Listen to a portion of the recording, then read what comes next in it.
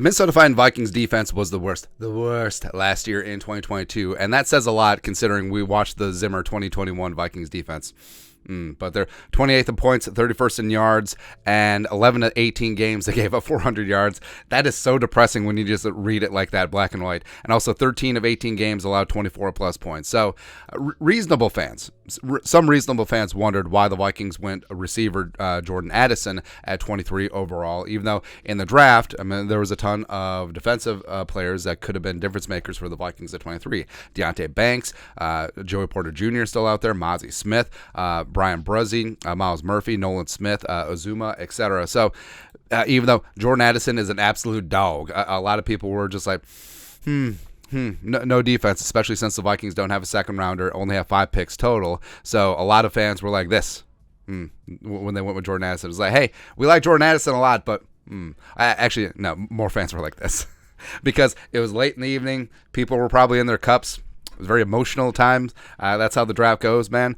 But there's a couple things at play here. Number one, Brian Flores. So Brian Flores coming in, and it is the whole "Mama, I can change him" mentality with the Vikings defense. Because if you look on paper, on purpose, I mean, the Vikings defense has talent. I mean, that's what was confounding last year, is that the passivity, just the sitting back and letting life happen to you. That's what frustrated us. And Brian Flores, his defenses with the Dolphins were second in the league in blitzing in 2020 and 2021. So I'm not too concerned about that. They're going to be aggressive. They're going to get after it. And whatever happens with Daniil, whatever happens with Za'Darius, the Vikings either way are going to have a hellacious pass rush. They're going to get after it. I love Byron Murphy. Harrison Smith is back for another round, that whole stuff. Dean Lowry is a nice patchwork pickup, and I think overall the Vikings defense is going to be relatively solid this year. At least they're going to be aggressive, because Brian Flores ain't going to just sit back and let things happen. Also, you have to factor in last year's draft class was defense heavy. So 3 of the top 4 picks, 3 picks in the top 66 were defense: Seen, Booth, and Asamoah.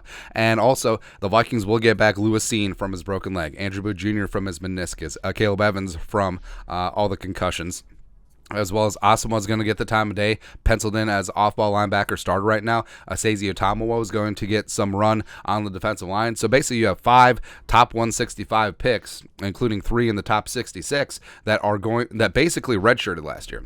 Basically were a non-factor. So you essentially get them as rookies this year. So I think that does factor in Kwesi's thinking. Also, Kwesi drafted these guys too, so that certainly is a factor. So I think overall, even though, yes, the Vikings went Jordan Addison here, and yes, the Vikings don't have a ton of draft capital, I think ultimately at the end of the day, it's still going to be like this. Like Brian Flores is still going to be smiling, and that defense is going to get after it, and it's not going to be bad as this.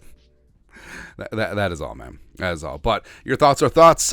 Questions why the Vikings didn't go defense at 23, even though last year's defense was ass. Thank you. Let us know your thoughts and our thoughts in the comment section below. Subscribe for daily Vikings takes. Want to support the work? Put a little something in the Venmo. But till next time, Skull Production Value.